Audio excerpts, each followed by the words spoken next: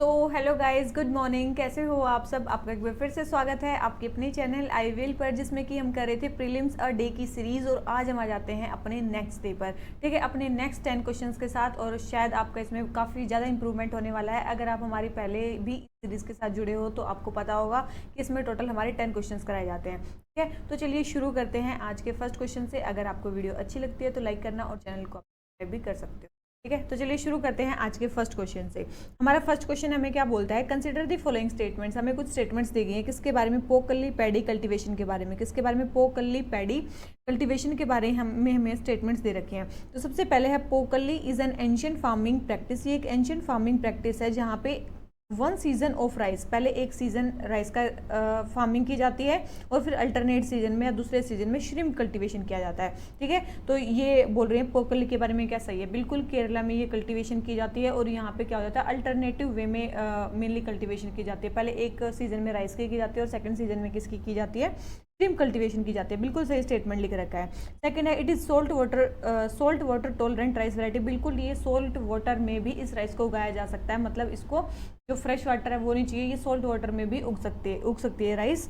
Grown mainly in parts of north east India. देखो, north east में नहीं है मेनली, अभी बताया मैंने कहाँ पे ग्रो करती है, केरला में मेनली ग्रो करती है, ठीक है, अभी मैंने बताया। तो ये सेकंड स्टेटमेंट रॉन्ग होगी। थर्ड है the brand Pokkali has received a GI tag. बिल्कुल, इसको जीआई टैग भी मिला हुआ है, तो ये स्टेटमेंट भी सही है। तो फर्स्ट एंड थर्ड स्टेटमेंट सही है, सेकंड स्टेटमेंट हमारी रॉन्ग है। तो सेकंड रॉन्ग है, तो हमें बतानी करेक्ट स्टेटमेंट कितनी है। तो केवल 2 ही स्टेटमेंट हमारी करेक्ट है, तो इसका आंसर हमारा क्या हो जाता है? बी, ठीक है। आ गया समझ में? 1 मिनट में आपको एक चीज़ दिखाती हूँ। ये देखो, ये हमारी क्या है? पोकली कल्टीवेशन, ठीक है। पोकली राइस कल्टीवेशन इस तरह से, मतलब जब पानी पूरा भरा होता है उसमें जो राइस की वैरायटी है उनको उगाया जाता है, ठीक है। तो ऐसे मतलब पोकली राइस वैरायटी उगाई जाती है, ठीक है। यहीं पे एक सीजन में श्रिम्प कल्टीवेशन किया जाता है और दूसरे में यहाँ पे राइस उगाए जाते हैं, ठीक है। तो इस टाइप की कल्टीवेशन होती है, ये आपको समझना है, ठीक है। तो ये हमारा पोकली राइस कल्टीवेशन के बारे में क्वेश्चन कंप्लीट हो जाता है। आ जाते हैं सेकंड क्वेश्चन पे। सेकंड क्वेश्चन हमारा क्या बोलता है? बैंकॉक विजन 2030 क्या है, ठीक है। बैंकॉक विजन 2030 क्या है, ठीक है। रिसेंटली जो न्यूज़ में है ये क्या है? तो किसका? देखो, बैंकॉक विजन आपने एक सुना होगा, बैंकॉक डिक्लेरेशन भी आपने सुना। बैंकॉक डिक्लेरेशन, बैंकॉक डिक्लेरेशन किससे एसोसिएटेड है? अगर आपको ये पता है तो उसी से जो बैंकॉक विजन है वो भी एसोसिएटेड है। तो बैंकॉक विजन किससे एसोसिएटेड है? बिम्स्टेक से, ठीक है। दोनों स्टेटमेंट में बिम्स्टेक दे रखा है, सी लगाओ डी लगाओ, आपका आंसर सही होगा, ठीक है। तो बैंकॉक विजन जो है वो किससे एसोसिएटेड है? बिम्स्टेक से एसोसिएटेड है। Bay of Bengal initiative for multi sectoral technical and economic corporation से एसोसिएटेड है। इस बैंकॉक विजन, इनका विजन क्या है? बैंकॉक विजन है क्या? बैंकॉक विजन में जो बिम्स्टेक कंट्रीज हैं उनको क्या बनाना है? प्रो बनाना है। क्या बनाना है? प्रो बताना है, प्रो बनाना है। प्रो का मतलब क्या है? प्रो का मतलब है प्रोस्परस।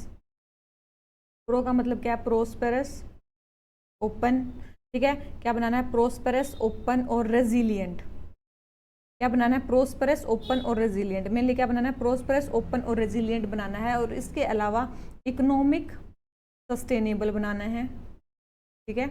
इकोनॉमिक सस्टेनेबल बनाना है और स्टेबिलिटी लानी है इन सारी कंट्रीज में। अगर अनस्टेबल हैं तो यहाँ पे स्टेबिलिटी एस्टेब्लिश करनी है। ये है बैंकॉक विजन 2030, ठीक है। ये है बैंकॉक विजन 2030। याद रखना, प्रो बनाना है। क्या बनाना है? प्रो बनाना है। बैंकॉक मतलब बिम्स्टेक जो कंट्रीज हैं उनको क्या बनाना है? प्रो बनाना है। बिम्स्टेक में कौन कौन सी कंट्रीज आती हैं? आपको पता होगा 7 कंट्रीज आती है मेनली बिम्स्टेक में। कौन कौन सी हैं मेनली? एक तो देखो, हाँ नहीं, इधर लिख लेती हूँ मैं, ठीक है। मेनली कौन कौन सी कंट्रीज हैं बिम्स्टेक में? एक है श्रीलंका, इंडिया, ठीक है, नेपाल, ठीक है, भूटान, बांग्लादेश, ठीक है। ये है भूटान, ये है बांग्लादेश, एक है म्यांमार, एक है थाईलैंड, ठीक है। तो ये 7 कंट्रीज हैं जो मेनली बिम्स्टेक में आती हैं, ठीक है। याद रखना, ये 7 कंट्रीज हैं जो बिम्स्टेक में आते हैं। बिम्स्टेक कब बना था? 1997 में बना था। बिम्स्टेक कब बना था? 1997 में बना था। क्या कौन सा डिक्लेरेशन हुआ था? बैंकॉक डिक्लेरेशन हुआ था। कौन सा हुआ था? बैंकॉक डिक्लेरेशन हुआ था, ठीक है। और इसकी जो मेन है वो कहाँ पे है, मतलब चेयरमैनशिप कैसे रोटेट करती है? याद रखना, इसकी जो चेयरमैनशिप है वो अल्फ़ाबेटिकल ऑर्डर में रोटेट करती है, ठीक है। कैसे रोटेट करती है? अल्फ़ाबेटिकल ऑर्डर में रोटेट करती है। कोई परमानेंट इसकी चेयरमैनशिप नहीं है किसी कंट्री के पास। और मेनली इसको सेक्रेटरीट कौन प्रोवाइड करता है? इसका सेक्रेटरीट कहाँ पे है? ढाका में है, कहाँ पे इसका सेक्रेटरीट याद रखना, इसका सेक्रेटरीट ढाका में है, ठीक है, ढाका बांग्लादेश में है। 1997 में ये ऑर्गेनाइजेशन बनी थी और ये इतने कंट्रीज़ का ये ग्रुप है। और मेनली जो बैंकॉक विजन 2030 है ये मेनली क्या कर रहा है, ये इसी को वो करने की बात कर रहा है, क्या कर रहा है, प्रो बनाने की बात कर रहा है, ठीक है। तो ये सारी चीज़ें हैं और मेनली ये जितने भी गोल हैं, prosperous, open, resilient, stable, economic sustainability, ये यूएन के एसडीजीज को भी कंप्लीट करते हैं। अगर बिम्स्टेक कंट्रीज इनको कंप्लीट करती हैं तो यूएन के जो एसडीजीज हैं उसमें भी जो बिम्स्टेक कंट्रीज की रैंक है वो भी इंप्रूव हो, ठीक है। तो ये क्वेश्चन हमारा हो जाता है कंप्लीट। अगर आ जाते हैं क्वेश्चन नंबर 3 पे, ठीक है। तो बैंकॉक विजन के बारे में आज से आपका क्वेश्चन गलत नहीं होना चाहिए। आ जाते हैं नेक्स्ट पे। नेक्स्ट क्वेश्चन है क्वेश्चन नंबर 3। क्वेश्चन नंबर 3 हमें क्या बोलता है, एनआईए के बारे में बताना है, ठीक है। किसके बारे में बताना है, एनआईए के बारे में बताना है, एनआईए के बारे में बताना है। सबसे पहले यदि NIA is non statutory body, तो आपको पता होगा एनआईए एक्ट आया था 2000 में, ठीक है। तो सबसे पहले ये स्टैट्यूटरी बॉडी है, ठीक है, नॉन स्टैट्यूटरी बॉडी नहीं है। ये कौन सी बॉडी है, स्टैट्यूटरी बॉडी है, सबसे पहले ध्यान रखना है। सेकंड है whose mandate is to investigate, जिसका मैंडेट है इन्वेस्टिगेट करना जितने भी ऑफेंसेस हैं तो जो सोवरेनिटी, सिक्योरिटी और इंटीग्रिटी ऑफ इंडिया को हार्म करते हैं, बिल्कुल उनको इन्वेस्टिगेट करना इसका मेन एम है। मैंडेट तो ठीक है लेकिन ये स्टैट्यूटरी बॉडी है। सेकंड है कब बनी थी ये स्टैट्यूटरी बॉडी, तो मैंने बताया तो 2008 में, 2009 में फोर्स में आ गई थी। क्यों बनी थी, क्योंकि 26/11 का अटैक हुआ था, मुंबई अटैक, ठीक है। तो उसके बाद ये बॉडी बनाई गई थी। सेकंड है it does not investigate offences under statutory laws, तो याद रखना ये स्टैट्यूटरी लॉज के अंडर जो ऑफेंसेस हैं उनको भी इन्वेस्टिगेट करती है, उनको भी इन्वेस्टिगेट करती है। तो ये स्टेटमेंट हमारी रॉन्ग लिख रखी है। That have been enacted primarily in relation to international treaty, बेशक इंटरनेशनल ट्रीटी से रिलेटेड कोई स्टैट्यूटरी लॉ है उसके रिलेटेड ऑफेंसेस को भी मेनली ये क्या करती है, इन्वेस्टिगेट करती है, ध्यान रखना, ठीक है। तो ये स्टेटमेंट भी रॉन्ग होगी। थर्ड है NIA operations extend to whole of the India and Indian citizens outside the country, बिल्कुल जो एनआईए के ऑपरेशन है पूरे इंडिया में मतलब ऑपरेट होते हैं और मेनली जितने इंडियन सिटीजन्स हैं हमारी कंट्री के बाहर वो भी मेनली क्या करते हैं, उनके लिए भी ऑपरेशन ही एक्सटेंड करती है एनआईए। तो ये स्टेटमेंट भी हमारी करेक्ट है, ठीक है। तो हमारी केवल थर्ड स्टेटमेंट करेक्ट है। तो हमें पता नहीं करेक्ट स्टेटमेंट कौन सी है, तो केवल हमारी एक ही स्टेटमेंट करेक्ट है, केवल थर्ड, ठीक है। और याद रखना जो एनआईए है वो किसी भी स्टेट में इन्वेस्टिगेशन कर सकती है बिना स्टेट के अप्रूवल के, बिना उनकी स्पेशल अप्रूवल के, अगर रिटन इनके पास परमिशन है, किसकी, एमएचए से, कहाँ से, मिनिस्ट्री ऑफ होम अफेयर से। अगर इनको रिटर्न परमिशन है तो स्टेट की परमिशन के बिना भी स्टेट में क्या कर सकते हैं, इन्वेस्टिगेशन कर सकते हैं किसी भी क्राइम की, ठीक है। तो ये हो गया हमारा एनआईए के बारे में। आ जाते हैं नेक्स्ट पे। नेक्स्ट क्वेश्चन हमारा क्या बोलता है, हमें बताना है national commission for backward classes के बारे में। किसके बारे में, national commission for backward classes के बारे में बताना है। बोल रहे हैं कि national commission for backward classes considered addition to the central OBC list on based on social educational economic indicator suggested by Mandal commission. ये स्टेटमेंट बिल्कुल सही है। मेनली नेशनल कमीशन फॉर जो बैकवर्ड क्लासेज है वो ओबीसी लिस्ट में add करने के लिए सोशल, एजुकेशनल, इकोनॉमिक इंडिकेटर सबका मतलब वो करता है जो मंडल कमीशन ने सजेस्ट किया था। सेकेंड है like the procedure to add communities to SC और ST list, any addition to central OBC list must have to rely on concurrence of office of registrar general of India. तो याद रखना जैसे SC और ST list में होता है कि मेनली उनकी जो लिस्ट में नाम आना होता है वो mainly office of registrar general के कंकरेंस पे रिलाई करता है, लेकिन इनका ऐसा नहीं है, लेकिन ओबीसीज का ऐसा नहीं है, याद रखना इनका ऐसा नहीं है। स्टेटमेंट हमारी रॉन्ग लिख रखी है, उनको रिलाई नहीं करना पड़ता है। थर्ड है national commission for backward act 1993 prescribe that national commission for backward classes is mandated to constitute a bench to examine proposal for inclusion in OBC list and then forward their decision to the union government. बोल रहे हैं कि NCBC जो act है mainly, NCBC जो mainly act है वो prescribe करता है कि जो national commission for backward classes है वो मैंडेटेड है, उसमें ये मैंडेट किया गया है कि एक बेंच बनाई जाएगी जो ओबीसी लिस्ट को मतलब देखेगी, उसमें इंक्लूजन का प्रपोजल देगी और फिर वो जो लिस्ट है वो यूनियन को भेजी जाएगी। ये एनसीबीसी एक्ट 1993 में है, बिल्कुल ये स्टेटमेंट सही है। देखो पहले एनसीबीसी एक्ट बना था, ठीक है, 1993 में एनसीबीसी एक्ट बना था और उसके बेसिस पे मेनली एनसीबीसी बना था। तो इसका मतलब ये पहले क्या था, एनसीबीसी एक स्टैट्यूटरी बॉडी था। क्या था, एक एनसीबीसी एक स्टैट्यूटरी बॉडी था। लेकिन देखो मैं एक मिनट आपको एक करती हूँ, ठीक है। देखो अब मैं कुछ चीज़ें बता रही हूँ किसके बारे में, हमारे एनसीबीसी के बारे में, ठीक है। यहाँ पे मैं लिख देती हूँ क्योंकि वहाँ पे स्पेस नहीं था। अब देख लेते हैं। देखो पहले ये स्टैट्यूटरी बॉडी थी, अभी मैंने बताया 1992 के एक्ट के अकॉर्डिंग ये क्या थी, एक स्टैट्यूटरी बॉडी थी, लेकिन अब इसको क्या मिल गया है, कॉन्स्टिट्यूशनल स्टेटस मिल गया है। कब मिला इसको कॉन्स्टिट्यूशनल स्टेटस, 2018 में इसको कॉन्स्टिट्यूशनल स्टेटस मिला है। कौन से एक्ट के अकॉर्डिंग मिला है, 22nd कॉन्स्टिट्यूशनल अमेंडमेंट एक्ट के अकॉर्डिंग बनाया। किसके, 102nd कॉन्स्टिट्यूशनल अमेंडमेंट एक्ट के अंडर बनाया, 2018 में इसको कॉन्स्टिट्यूशनल स्टेटस मिला है, ठीक है। पहले ये स्टैट्यूटरी बॉडी थी, किस मिनिस्ट्री के अंडर थी, ministry of social justice and empowerment. किसके अंडर थी, ministry of social justice and empowerment, ठीक है। अब जो ये कॉन्स्टिट्यूशनल बॉडी बनी है, अब ये कौन सी बॉडी बन गई है, कॉन्स्टिट्यूशनल बॉडी बन गई है। कॉन्स्टिट्यूशनल बॉडी बन गया तो इसमें कितने मेंबर्स हैं, इसमें टोटल 5 मेंबर्स हैं, ठीक है। इसमें टोटल 5 मेंबर्स हैं। 5 मेंबर्स कौन कौन से हैं, जैसे कि एक तो चेयरपर्सन होंगे, एक जो है वाइस चेयरपर्सन होंगे, और जो 3 हैं अदर मेंबर्स होंगे, ठीक है। इन सबको कौन अपॉइंट करेंगे, mainly president under hand and seal. President under hand and seal के अंडर मेनली इनको क्या करेंगे, अपॉइंट करेंगे, कौन, प्रेसिडेंट, इन सारे मेंबर्स को, ठीक है। और इनकी जो कंडीशन ऑफ सर्विस है, इनकी जो कंडीशन ऑफ सर्विस है और जो इनका टेन्योर है, इनकी जो कंडीशन ऑफ सर्विस है और जो इनका टेन्योर है, वो कौन डिटरमाइन करेंगे, उसको भी हमारे प्रेसिडेंट ही डिटरमाइन करेंगे, ठीक है। उसको भी कौन डिटरमाइन करेंगे, हमारे प्रेसिडेंट ही डिटरमाइन करेंगे। आपने सुना होगा कि बैकवर्ड कमीशन के कुछ बैकवर्ड कमीशन भी बैठे थे। पहला बैकवर्ड कमीशन बैठा था 1950s में, काका केलकर कमेटी बैठी थी, ठीक है, काका केलकर कमेटी, ठीक है, या कमीशन, ठीक है। काका केलकर कमीशन बैठा था, सबसे पहला कमीशन 1950s में बैठा था। फिर 1970s में बैठा हमारा सेकंड बैकवर्ड कमीशन, कौन सा, जिसको आप फेमस नाम है इसमें भी दे रखा, मंडल कमीशन। कौन सा बैठा, मंडल कमीशन। तो याद रखना ये 2 कमीशन बैठे हैं बैकवर्ड क्लासेस के लिए। अब इसको कॉन्स्टिट्यूशनल स्टेटस मिल गया है और कॉन्स्टिट्यूशनल स्टेटस के बारे में आपको पता ही है। इसके अलावा 2 आर्टिकल भी ऐड किए गए हैं। याद रखना जब एनसीबीसी ये कॉन्स्टिट्यूशनल बॉडी बनी है तो कॉन्स्टिट्यूशन में 2 आर्टिकल भी ऐड किए गए हैं। एक तो ऐड किया गया है आर्टिकल 338B, ठीक है। कौन सा किया गया है, एक तो आर्टिकल 338B ऐड किया गया है, ऊपर लिखा नहीं जा रहा है, ठीक है। कौन सा आर्टिकल ऐड किया गया है, आर्टिकल 338B ऐड किया गया है, और एक हमारा आर्टिकल 342A ऐड किया गया है। कौन सा, एक आर्टिकल 342A ऐड किया गया है, एक आर्टिकल 338B ऐड किया गया है, याद रखना। इसके हेडक्वार्टर अब कहाँ पे हैं, याद रखना, न्यू दिल्ली में इसके हेडक्वार्टर हैं, ठीक है, न्यू दिल्ली में इसके हेडक्वार्टर है। तो ये सारी चीज़ें होगी हमारी किसके बारे में, national commission for backward, national जो कमीशन फॉर बैकवर्ड क्लासेस है उसके बारे में ये सारी चीज़ें हो जाती हैं हमारी, ठीक है। तो ये हो गया हमारा क्वेश्चन कंप्लीट, ठीक है। तो ये क्वेश्चन हो जाता है हमारा कंप्लीट। अब आ जाते हैं अपने नेक्स्ट क्वेश्चन पे, ठीक है। नेक्स्ट क्वेश्चन हम, अच्छा, तो इसमें करेक्ट स्टेटमेंट कौन कौन सी हैं, ठीक है, मेनली इसमें करेक्ट स्टेटमेंट कौन कौन सी है।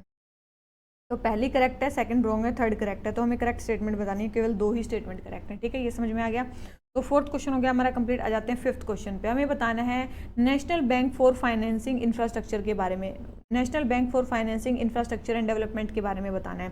सबसे पहले है कि जो ये है, ये सेटअप किया गया है as development financial institution to support the development of long term infrastructure financing in India. बिल्कुल ये स्टेटमेंट बिल्कुल सही है कि जो national bank for financing infrastructure and development है, ये एक डेवलपमेंट फाइनेंशियल इंस्टीट्यूशन की तरह सेटअप किया गया है जो मेरे लॉन्ग टर्म इंफ्रास्ट्रक्चर फाइनेंस को इंडिया में फाइनेंस करेगा, ठीक है। तो ये स्टेटमेंट बिल्कुल सही है।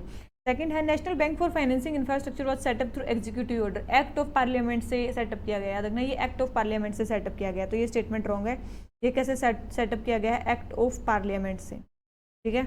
ये कैसे सेटअप किया गया है, एक्ट ऑफ पार्लियामेंट से सेटअप किया गया है।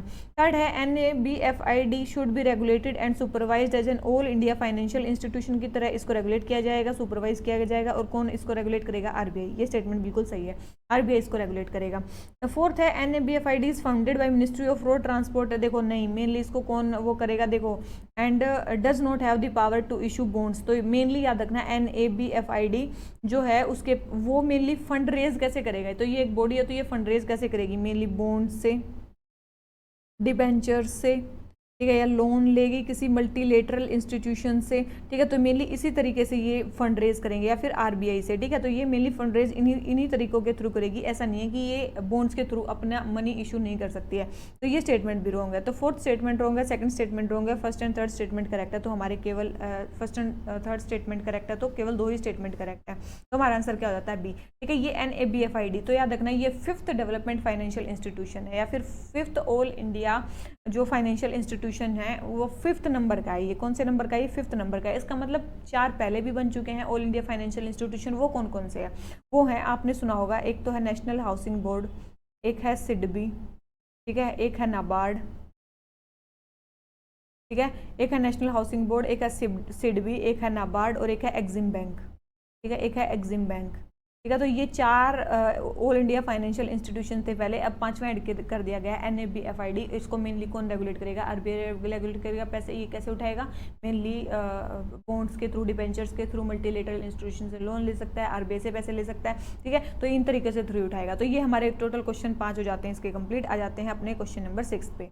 6 में बोल रहा है कि महाजनपद जो थे, मतलब पहले के टाइम पे जो महाजनपद थे उसमें जो टैक्सेशन सिस्टम था उसके बारे में कुछ पूछा गया है। सबसे पहले hunters and gatherers provided forest produce to the rulers as a form of tax. Hunter और जो गैदरर्स थे वो मेनली फॉरेस्ट प्रोड्यूस को प्रोवाइड करते थे as a form of tax. ये बिल्कुल सही स्टेटमेंट है। अब जो हंटर गैदर थे वो क्या दे सकते थे? पैसे तो नहीं दे सकते थे, अपना जो फॉरेस्ट से वो कलेक्ट करते थे वही दे सकते थे। तो ये स्टेटमेंट सही है। सेकंड है हर्डर्स वर एक्सपेक्टेड टू पे taxes in the form of animals and animal produce. बिल्कुल, जो हर्डर्स थे वो क्या कर दे सकते थे? एनिमल दे सकते थे या एनिमल प्रोड्यूस दे सकते थे। दैट है वीवर और स्मिथ में had to work for a day every month for the king. बिल्कुल, जो कोई वीवर होते थे या कोई स्मिथ होते थे उनको किसी एक दिन महीने में किंग के लिए काम करना पड़ता था एज ए टैक्स। ये भी स्टेटमेंट सही है, ठीक है। तो तीनों ही स्टेटमेंट इसकी हमारी सही है। तो हमें बतानी है करेक्ट स्टेटमेंट। तो करेक्ट स्टेटमेंट तो तीनों ही है। तो आंसर हमारा क्या हो जाता है? डी, ठीक है। आगे समझ में, नेक्स्ट क्वेश्चन पे आ जाते हैं।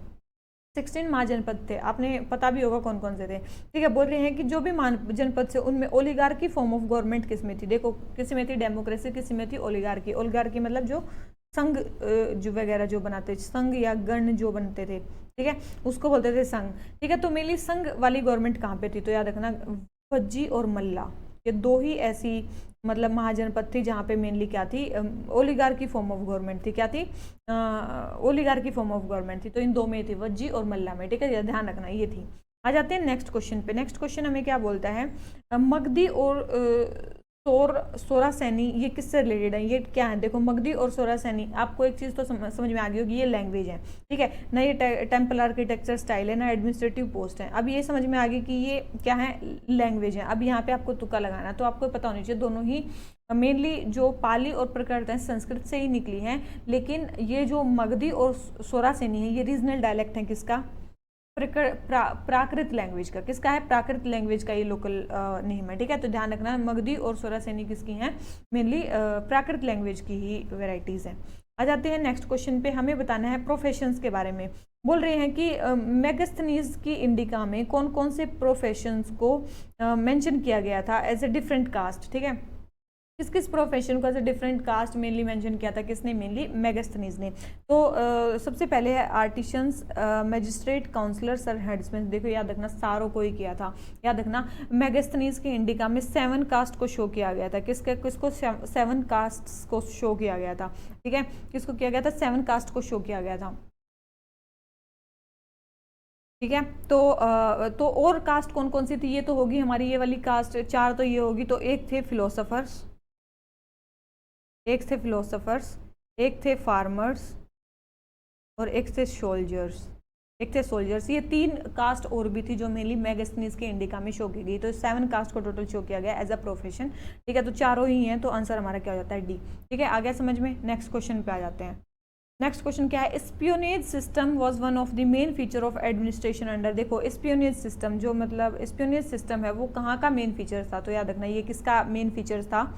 ये मेनली किसका फीचर था? याद रखना, मौर्य का फीचर था। अर्थशास्त्र में भी इसको मेंशन किया गया, अर्थशास्त्र, ठीक है। अर्थशास्त्र में भी इसको मेनली मेंशन किया गया है कि जो मौर्य में स्पियोनेज सिस्टम काफ़ी ज़्यादा डेवलप था, ठीक है। तो इसी नोट पे जो है हमारे टोटल जो 10 क्वेश्चंस हैं वो जाते हैं कंप्लीट। अगर आपको वीडियो थोड़ी सी भी अच्छी लगी हो तो प्लीज़ वीडियो को लाइक करो और चैनल को आप सब्सक्राइब भी कर सकते हो, ठीक है। इसके अलावा आप हमारे ऐप पर भी हमसे आगे जुड़ सकते हो, जिसमें डेली आंसर राइटिंग का एक कोर्स चल रहा है, वो आप ले सकते हो। बहुत ही मिनिमल प्राइस हमने उसका रखा है, जो कि आप डेली बेसिस पे में 2 क्वेश्चंस लिख के भेज सकते हो, ठीक है। और 24 आवर्स के अंदर आपको उसका एवेल्युएशन भी प्रोवाइड कर दिया जाएगा, ठीक है। तो जल्दी से जल्दी वो भी आप लो, ताकि आपकी जो मेंस की प्रिपरेशन है वो भी साथ में होती रहे, और प्रीलिम्स की तो हो ही रही है, और इसके साथ में हमारी जो नॉर्मल टेस्ट सीरीज है जो हम करवाते हैं, जैसे वगैरह है, या जो भी एक और कोचिंग इंस्टीट्यूट की टेस्ट सीरीज़ का हम डिस्कशन करवाएंगे, तो वो भी आपको जल्दी ही चैनल पे मतलब स्टार्ट होने वाला है, ठीक है। तो इसी सीरीज़ के साथ डेली बेसिस पे से जुड़े रहिए, ताकि आपके पूरे जो ईयर है उसमें total 3000 question through current affairs हैं वो कंप्लीट हो जाएं, कुछ स्टैटिक कुछ करंट अफेयर्स के थ्रू, ठीक है, ताकि 3000 क्वेश्चन का एक टोटल बेसिक आपके पास बन जाए, ताकि ये हो कि आपके पास एक टेस्ट सीरीज़ तो आपने ऐसे ही कर लिया, मतलब बिना ही किए कर लिया, ठीक है। ये चीज़ आपकी होनी चाहिए, और 2 टेस्ट सीरीज आप वैसे कर लोगे, और उसके बाद इन तीनों को रिवाइज कर लेना लास्ट में, ठीक है। तो मैक्सिमम चांसेस हो जाएंगे आपके जो है नेक्स्ट प्रीलिम्स क्लियर होने के। और जुड़े रहिए हमारे साथ 2024 के प्रीलिम्स तक के और मेंस तक भी फिर बाद में, ठीक है। तो सी नोट पे आज का लेक्चर खत्म करते हैं। Thank you very much.